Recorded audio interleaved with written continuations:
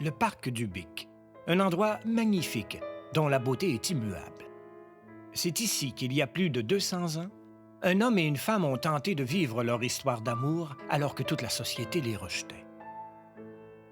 Durant près de 20 ans, l'Église catholique refusa de les marier. Mais le plus étonnant, c'est que personne ne savait pourquoi. Alors que de nos jours, la plupart des nouveaux couples ne sont pas mariés, ces deux amants qui vivaient vers 1774 dans le Bas-Saint-Laurent ne pouvaient pas s'aimer au grand jour parce qu'ils n'étaient pas mariés. C'est un jeune abbé de 30 ans, Joseph-Octave Plessis, qui, 20 ans après les événements, mena le dossier à la façon d'un enquêteur et révéla le mystère.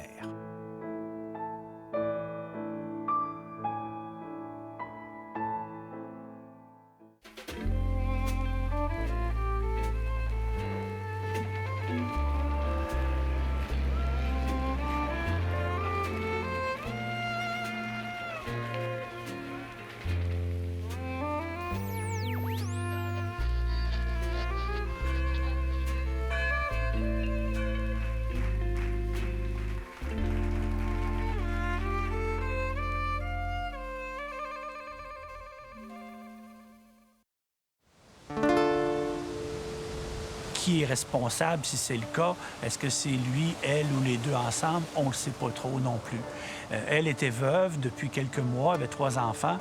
Lui, célibataire, avait le début de la trentaine. C'était un homme qui devait être assez déluré. Je ne sais pas très bien comment ces personnes-là pouvaient réussir à fonctionner normalement, là, surtout si la communauté n'était pas très grande, là.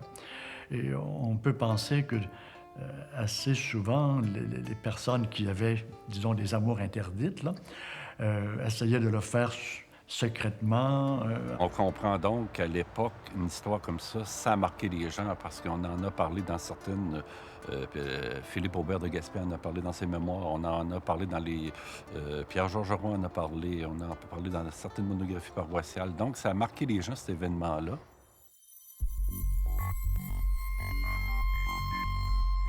« 1760, après la défaite sur les plaines d'Abraham, la Nouvelle-France capitule. Un régime militaire anglais est instauré. 1763, signature du traité de Paris, la France cède le Canada à l'Angleterre.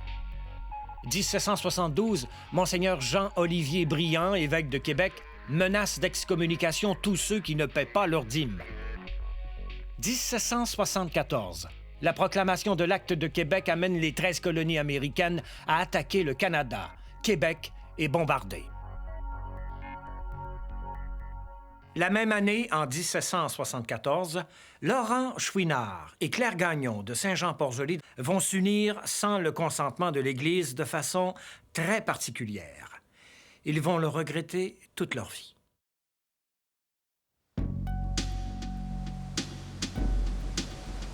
À Saint-Jean-Port-Joli, au moment où se passe l'histoire de Chouinard-Gagnon, il y a à peu près 250 personnes, donc une soixantaine de familles.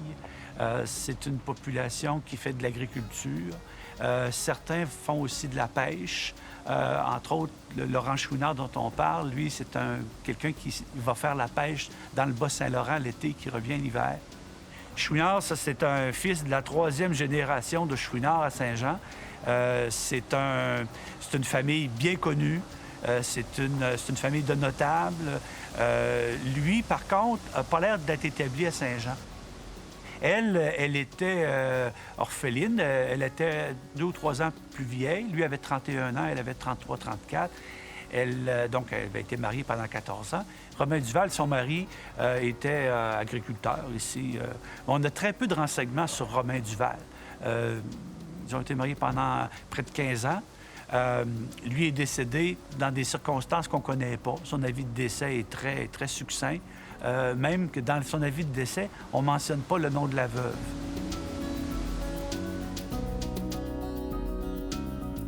Veuve avec 3 enfants, Marie-Claire connaissait probablement déjà Laurent Chouinard, quoi qu'on n'en est pas certain. Ce que l'on sait, par contre, c'est que peu de temps après la mort du mari, il désire convoler en juste noces. Dans le village, les rumeurs vont bon train. Le curé de la paroisse, appuyé par l'évêque, leur refuse le sacrement, même s'il apprend que Marie-Claire est tombée enceinte. Mais pourquoi? Alors, ce qu'ils ont fait, le couple Chouinard-Gagnon, ont fait une soirée, un souper. Et au cours de ce souper-là, ils se sont promis mutuellement fidélité jusqu'à la mort, en présence d'une dizaine de personnes, dont un navigateur ou un pêcheur, un nommé Legouis, que Chouinard connaissait sûrement, et qui, pendant le souper, leur a présenté un crucifix. Ils auraient comme prêté une sorte de serment sur un crucifix. On n'a pas beaucoup de détails sur cette histoire-là. Mais le curé, le lendemain, le curé Ingan de Lillet, a appris par le frère de Claire Gagnon ce qui s'était passé, ce mariage, ce simulacre de mariage. Et il a tout de suite écrit à l'évêque pour l'informer de ça.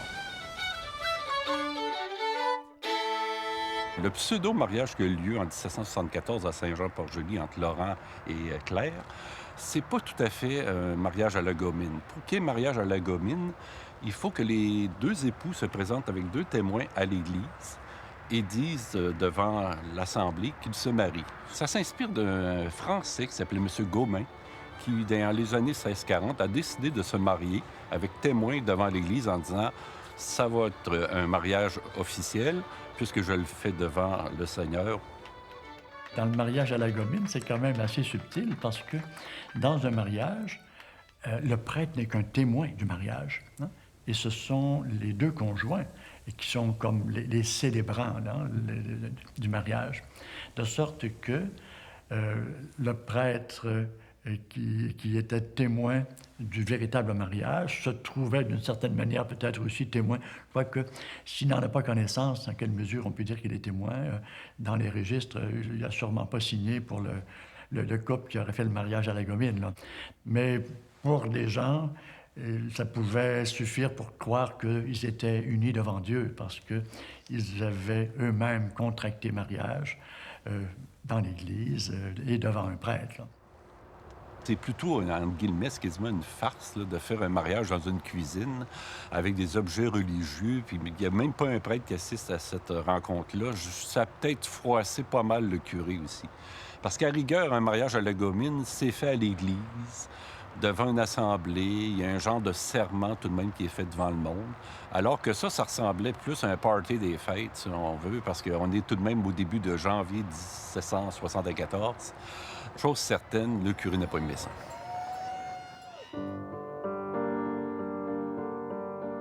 À la suite de leur mariage, si l'on peut dire, Claire et Laurent habitent ensemble dans le village de Saint-Jean-Port-Joli. Mais la réaction du clergé ne se fait pas attendre. Laurent et Claire sont excommuniés et avec eux, les habitants de Saint-Jean-Port-Joli qui ont assisté à la cérémonie. Aussitôt qu'il est informé, l'évêque de Québec envoie au curé de Lillet un décret d'excommunication. Alors, il excommunie le couple, les assistants au souper, celui qui avait présidé, entre guillemets, à ce souper-là, nommé Legouis, qu'on avait d'ailleurs surnommé le pape à ce moment-là. Il excommunie tous les gens qui ont collaboré à cet événement. Il interdit l'Église et il interdit le cimetière. Il donne des instructions au curé pour fermer l'Église, mettre des scellés sur les portes. Et il disait que les gens de Saint-Jean s'étaient comportés pire que les Turcs. Une excommunication, cela signifie qu'on est, comme on dit, en dehors de la communion de l'Église. Alors, la personne n'a plus le droit de recevoir les sacrements, du pardon, de l'Eucharistie. Elle n'a pas le droit d'assister aux offices religieux. Et les personnes sont comme invitées à ne pas avoir trop de contact avec elles. Hein. Alors, c'est extrêmement sévère. Dans ce temps-là, comme la religion était vraiment au cœur de la vie, c'était presque mettre quelqu'un au banc de la société.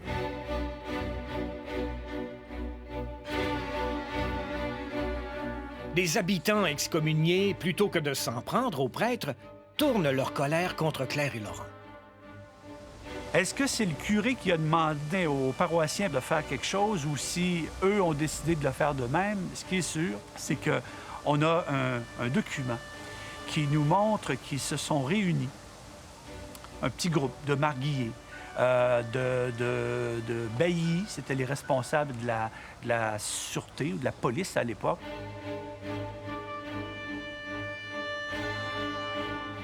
Ils adressent ce document-là au curé d'Enghien pour leur dire, écoutez, là, nous, les marguilliers, les baillis, on a réglé le problème, là. Ce couple-là, il ne peut pas vivre ensemble. Ils ont promis de se séparer. Ils se sont séparés. C'est réglé. S'il vous plaît, redonnez-nous notre paroisse. Et ils disent, nous nous sommes transportés chez la veuve Romain Duval par les présentes. Et le couple, la veuve et Laurent Chouinard, promettent de ne plus se mettre ensemble, au moins que l'Église leur accorde. Tous sont signés, mais avec une croix. La pression sociale était religieuse, mais en même temps, comment dire, il y avait une sorte de consensus dans la société, sans doute à cause peut-être d'un certain jansénisme aussi, une vision assez négative de la religion, d'un Dieu punisseur. On dit si. Écoutez, une expression qui existait dans le temps aussi. Des personnes vivaient, par exemple, en concubinage, comme celle-là. Elles pouvaient être considérées comme attirant certaines malédictions divines dans le milieu, là. Hein? On disait, on va expurger le milieu du mal là, qui s'y trouve. Hein? Et des gens pouvaient aller aussi loin que ça, là. Quelques semaines plus tard, les censures d'excommunication sont levées, sauf pour Claire et Laurent. 6 mois après leur union, Claire accouche d'une fille prénommée Rose. Mais comment sera accueilli cet enfant du péché dans la petite communauté?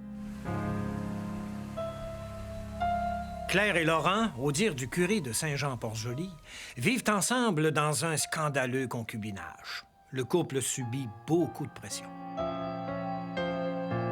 Comble de malheur, Rose, la petite fille du couple, meurt quelque temps après sa naissance, comme cela arrivait fréquemment à l'époque. Laurent et Claire sont vraiment mis au banc de la société. Au banc, ça veut dire bannir. Hein? Alors, quand quelqu'un est banni, il est quasiment exilé. Hein? Autrefois, au sens premier du terme, c'était ça. On bannissait quelqu'un du milieu, on l'envoyait en exil, littéralement.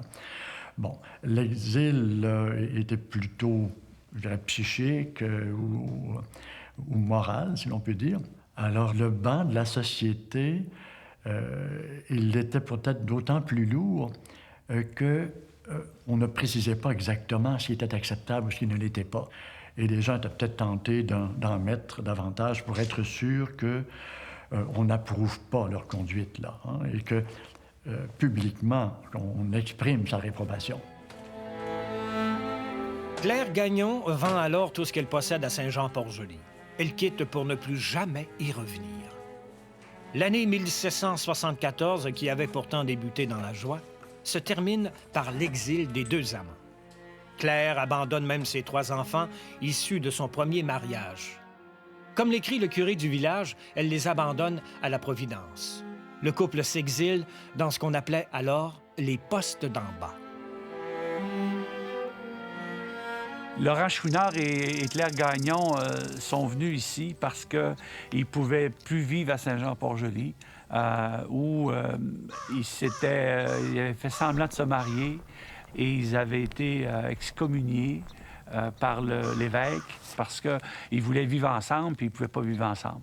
Et la famille, la pression du milieu était telle qu'ils ont décidé de quitter.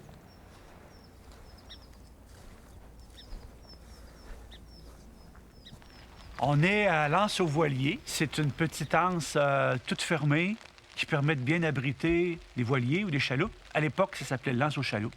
Laurent Chouinard a possédé un terrain ici qui allait de l'Anse-aux-Voiliers jusqu'à l'Anse à Mouillecu, entre le Cap à l'Orignal et la montagne à Michaud. Alors, c'était la terre qu'il possédait, enfin, le morceau de terre qu'il possédait, qui a peut-être à peu près moins d'1 kilomètre de long. Et entre les deux montagnes, il y a la montagne à Michaud et le cap à l'Orignal.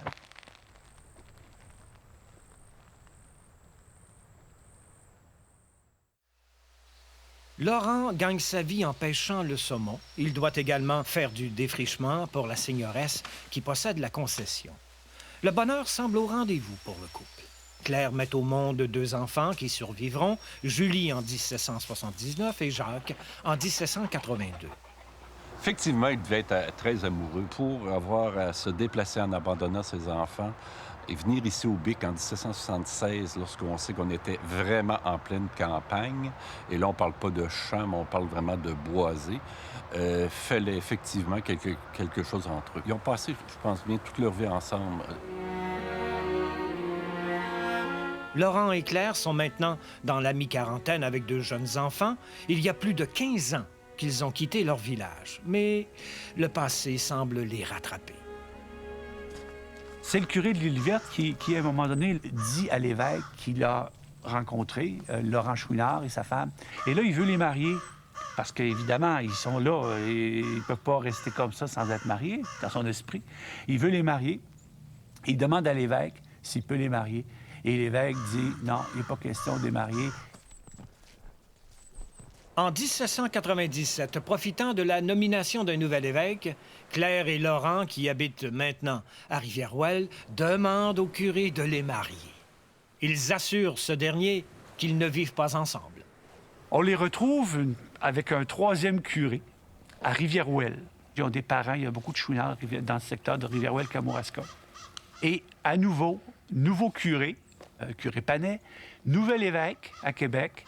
Et là, ça recommence. On réessaie encore de les marier.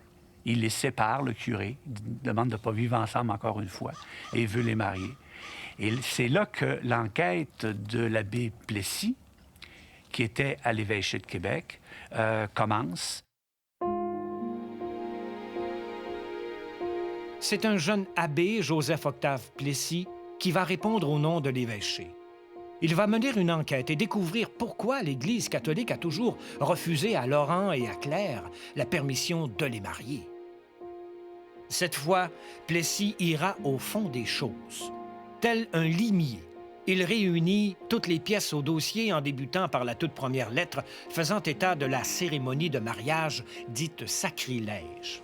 L'abbé Plessis, c'est un prêtre qui est originaire de Montréal, qui a été ordonné, fait ses études à Québec, qui a été ordonné à Québec, et qui était un brillant, qui était un homme supérieur là, au point de vue d'intelligence, de capacité intellectuelle. Et j'ai constaté que l'abbé Plessis, en 1797, en collaboration avec le curé de Rivière-Ouelle, où étaient rendus nos 2 héros, a décidé d'essayer de comprendre pourquoi, depuis 25 ans, on refusait de marier ce couple-là. Qu'est-ce qui s'était passé?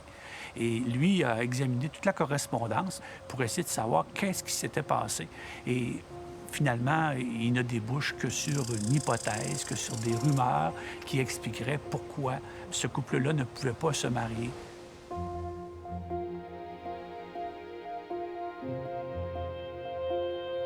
Le grand vicaire Plessis, impatient de découvrir la vérité sur ce cas qu'il qualifie lui-même d'embarrassant, fouille de fond en comble les archives du diocèse. Et il trouve.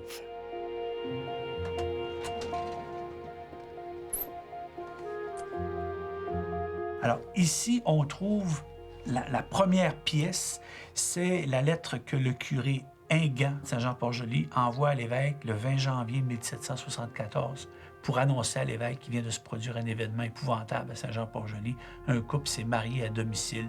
Et tout en racontant l'histoire, il ajoute une phrase en latin qui est maintenant très difficile à lire, mais il dit, je vous traduis en français, « Il s'agit du cas de crime au sujet duquel je vous ai écrit déjà. » Sans nommer les personnes, évidemment, mais là, il dit, voici les personnes en question. C'était ce cas-là dont je vous ai parlé.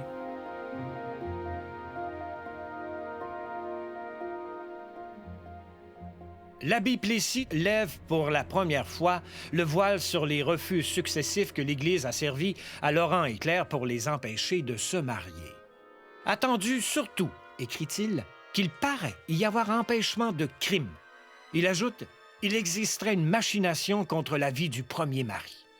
Une machination? Alors pourquoi, si ces prêtres étaient au courant d'un crime, ne l'ont-ils pas dénoncé à la justice? La conclusion de l'enquête, c'est que l'abbé Plessis voit bien avec l'abbé Panet qu'il y a un problème, mais ils n'ont aucune preuve qu'il y a eu un crime quelconque de commis. Mais ils se disent, du moins l'abbé Plessis, est-ce qu'on va marier des gens qui ont vécu pendant plus de 20-25 ans au mépris des lois de l'Église, en marge de la société, qui ont dû se cacher, qui n'ont pas suivi les demandes qu'on leur a faites? Est-ce qu'on doit les marier? Mais malgré les demandes répétées, l'évêché refuse toujours de les marier. Un dernier point reste à éclaircir. Par qui les autorités religieuses ont-elles appris qu'il y avait eu un crime?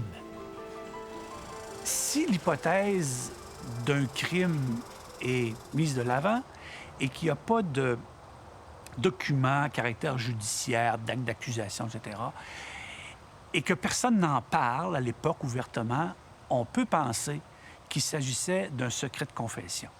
C'est-à-dire que, d'une manière ou d'une autre, je ne sais pas si ça peut être lui ou elle, Laurent ou Claire, mais plus sûrement peut-être Claire, aurait livré un secret à son curé.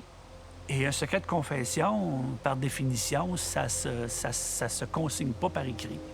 Et quand le curé Inguin a dit à l'évêque qu'on a un problème de crime, il ne pouvait que l'écrire de façon anonyme.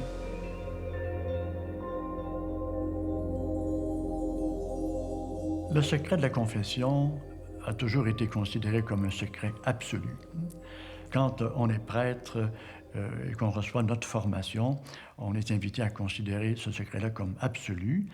Et il doit être tenu, je dirais, de manière directe ou indirecte. On n'a pas le droit de révéler, mais sur le nom d'une personne et le crime qu'elle aurait pu faire, et ni indirectement. Et nous, on nous a toujours dit que si jamais on était face à l'obligation de dévoiler ce secret, on n'avait pas le choix. Il fallait aller en prison ou il fallait peut-être même accepter d'être violenté.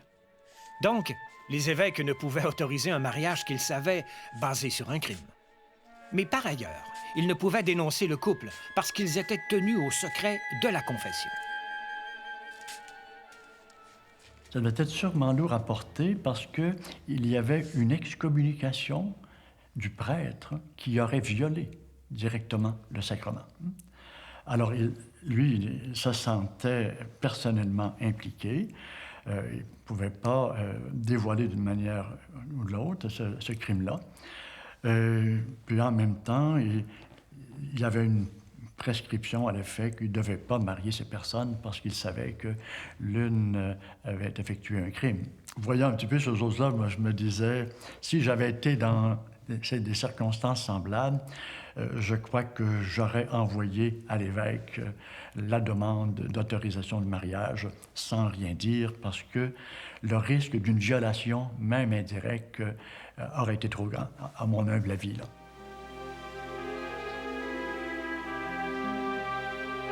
Si effectivement il a comploté la mort de Romain Duval, le mari de Claire Gagnon, il fallait qu'il ait beaucoup de front pour aller demander au curé de se marier en se disant que le curé était peut-être au courant de quelque chose. Mais lui pensait peut-être qu'il y a eu un crime parfait et que personne ne pouvait soupçonner qu'il a été mêlé à quelque chose. Donc, il allait demander de se marier, en sachant bien, lui, qu'est-ce qu'il avait fait, mais en présumant que le curé n'était au courant de rien.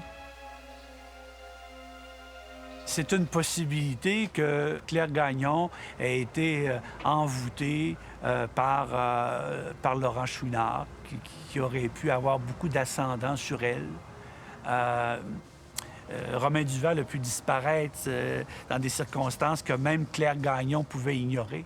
Ça, c'est vraiment une ligne noire là, qu'on ne peut pas traverser.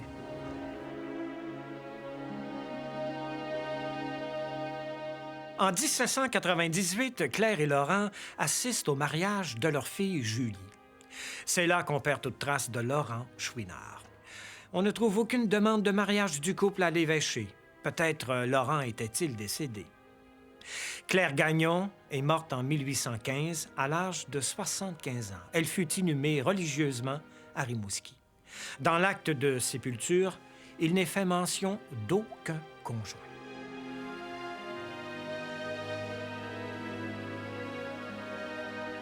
Bon, on apprend tout de même les mœurs de l'époque. On s'aperçoit, comme je disais, que l'Église est omniprésente, ce qui fait que quelqu'un qui aimait quelqu'un en dehors des liens du mariage officiel, c'est impossible à vivre presque. Si on pense au fait lui-même, moi, ce que j'en retire, c'est que, d'une part, l'importance du secret de la confession, hein, c'est encore aussi vrai aujourd'hui, ça. Il y a peut-être des gens qui n'ont pas vu ça de cette manière-là, mais pour le prêtre, il y a encore une excommunication s'il viole ce secret-là. À part ça, ce que ça nous révèle aussi, je pense, que bon, la religion peut être pratiquée en faisant davantage appel à la conscience des gens. C'est une histoire qui a frappé beaucoup les gens à l'époque. Ça demeure, au point de vue historique, un fait divers. Hein? Qu'est-ce qu'on en retient? On en retient qu'il y avait à cette époque, comme aujourd'hui, des couples hors normes. Et je pense que c'est de tout temps des gens qui vivent des passions et qui ne concordent pas avec la société dans laquelle ils vivent et qui décident d'aller au bout.